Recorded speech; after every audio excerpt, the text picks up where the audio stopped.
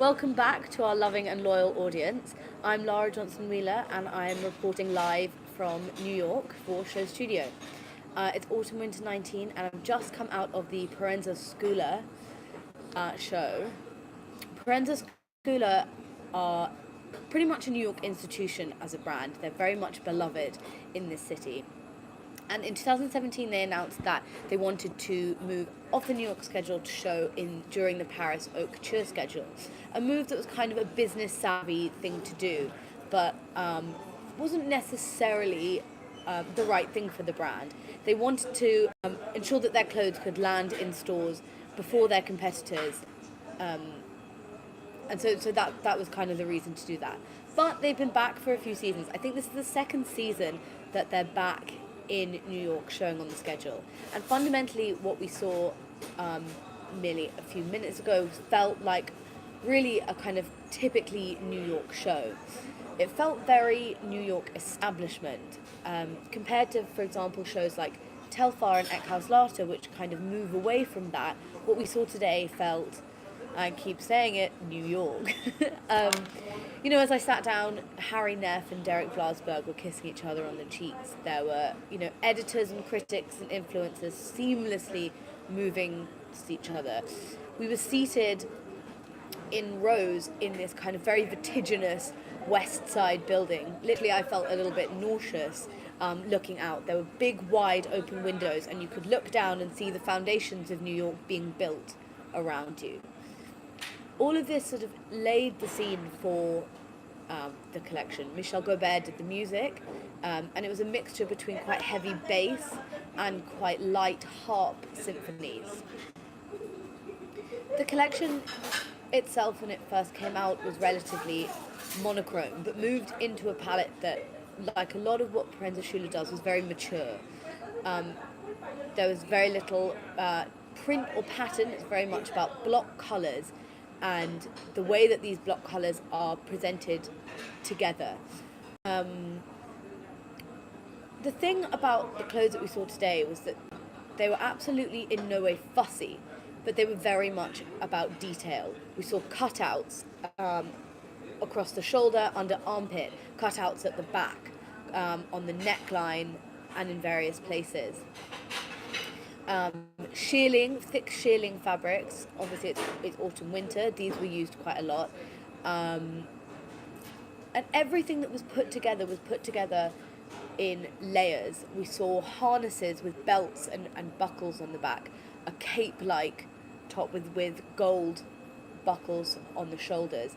Everything was very much about layering clothes on top of each other, not to look heavy, which some of the previous Proenza Schouler collections potentially have been, but what designers were doing today was creating garments that can be worn together and offering what I felt was almost a kind of a proposition for shape.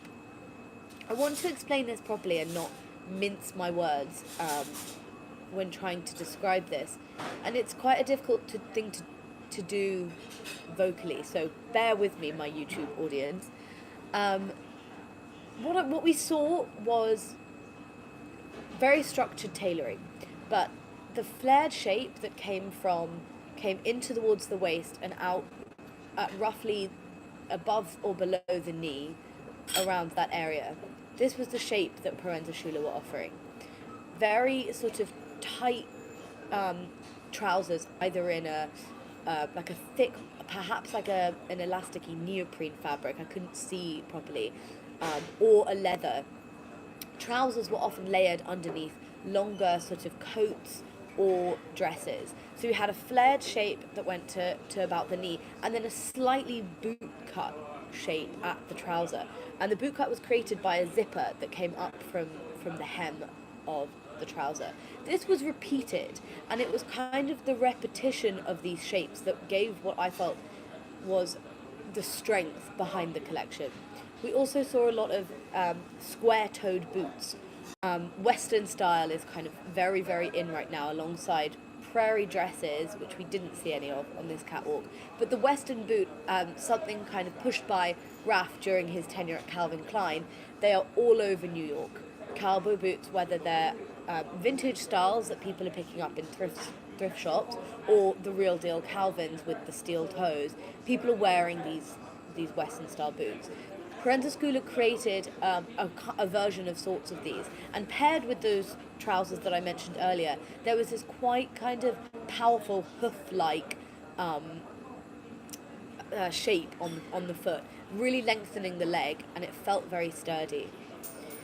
Proenza Schouler also often reference artists. In previous collections, they've referenced Sheila Hicks, Lisa Genskin. They've often added sort of art to their collections, sometimes in another manner quite similar to Raf. There are some similarities, I think, in their sensibilities. I didn't see that in this collection. It could be that I wasn't able to get backstage to talk to the designers amidst the scrum of people, but I think that it's possible that they weren't looking at that so much. That being said, they do on their Instagram often post art.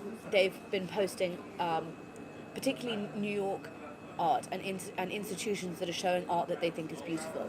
They posted about the Warhol exhibition at the Whitney, Hilma af Klint at the Guggenheim, and so what I kind of saw in this collection was very much clothes that felt like someone who worked in a gallery or who was interested in art would want to wear.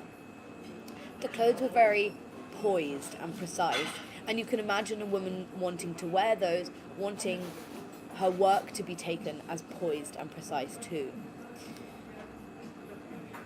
Again, nothing was fussy, but things were very, very, very detailed and, thought out. I think it was a really strong collection, but not just that it indicated strength. It indicated sort of a power, a sensibility, and something that felt, yes, like I say again, very New York. Just want to check I'm not forgetting anything that I wanted to say, because I did find that yesterday. Oh, I did just want to say that we had some comments yesterday saying that people would have loved to have seen the collection while I was talking, and you can on Show Studio see the images if you look sort of downwards on the page. Okay, yeah, so just to summarize, I think really what I felt was that this silhouette that I'm describing, the repetition of the clothes, felt like prescriptive dressing. It felt like something that Proenza Schouler have evolved towards becoming more and more comfortable with the variety of fabrics that they're using, the variety of shapes and cuts, whether it's cut outs or tailoring that covers up. This felt like a style and an offering of something that they've become very, very conscious of. I hope that makes sense.